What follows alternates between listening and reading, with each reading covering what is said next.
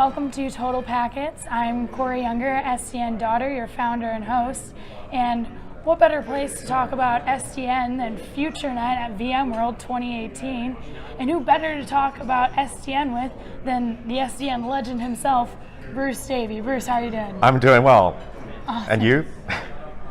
I'm doing well. Yeah. I'm hanging in there. Probably a little bit partied out at this point, having been here since Sunday, but you know, that's what you do at VMworld. That's what you do at VMworld. That's part of the fun things about going into ITs.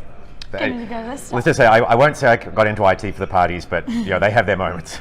All right, so you didn't get into IT for the parties. Nobody gets into IT for the parties.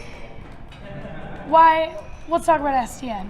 What piqued your interest in SDN? How did that journey start? Yeah, so you know, as you probably know, did networking for a long time. Like way back in the dark ages of 1988 was when I started in networking, and somewhere around like 2009 or so, I sort of noticed this emerging OpenFlow thing was showing up at academic conferences, and you know, that was really some of the early Stanford work on SDN starting to make its way out into the world, and so I started to pay a bit of attention to it.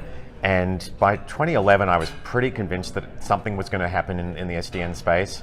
And so I was at Cisco at the time, and I just couldn't really figure out how to do anything with it at Cisco. And I'm sure people at Cisco might disagree that, you know, it was possible to do stuff there at Cisco, but I couldn't figure it out. So, you know, then I found myself talking to first Nick McEwen, who I've known for quite a long time, a Stanford professor, really, I think, more reasonably called a SDN legend than me, and then he introduced me to Martin Casado, who is probably the definitive SDN legend.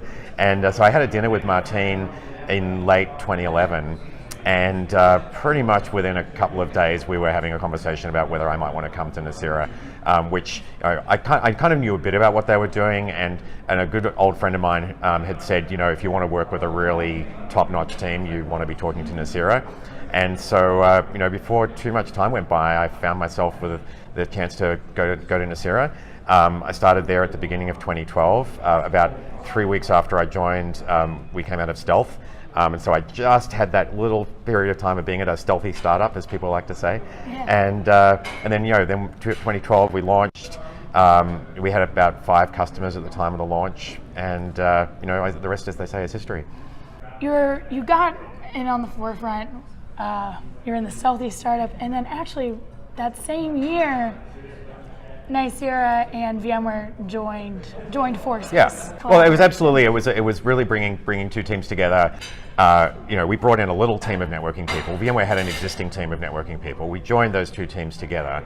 That was how we built NSX, and we pulled pieces from the Nicira product. We pulled pieces from the existing VMware product, and you know, we've over many years, 6 years now, we've worked on producing NSX-T, which is really the most, you know, capable product we've ever had in networking, and it really does leverage, you know, things going back to the Nicira days, but also, you know, many other things.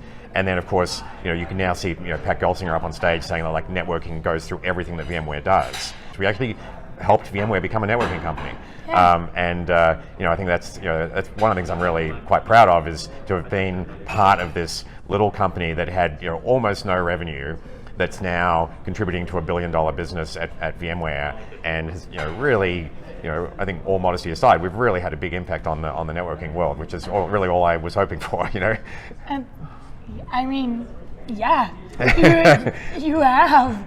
That's 100% true, and that has to be the, you know, everybody wants to make the big bucks and all that fun stuff, but I think the most valuable thing, probably the biggest pat on the back, is knowing, hey, I was part of this team. Yeah, absolutely. And I mean, I feel like, you know, I was super lucky to be part of Nicira. Like, the only regret that I have, I guess, is I wish I'd joined them like a year or two earlier, because, like, you know, the acquisition was incredibly good for us. Not only, you know, it was financially a good deal, but the fact that we got all the leverage of being part of VMware, getting access to vSphere, getting access to a big sales force, and you know, everything worked out so well with that acquisition. And you know, I just had so much fun in those 6 months that I was at Nicira working with this amazing team. And startup life is kind of, it's amazing in a, you know, mostly good way. Yeah. You know, people work, people work hard, but like you feel like such a family of, like, you know, we did dodgeball tournaments together and stuff. It was like we really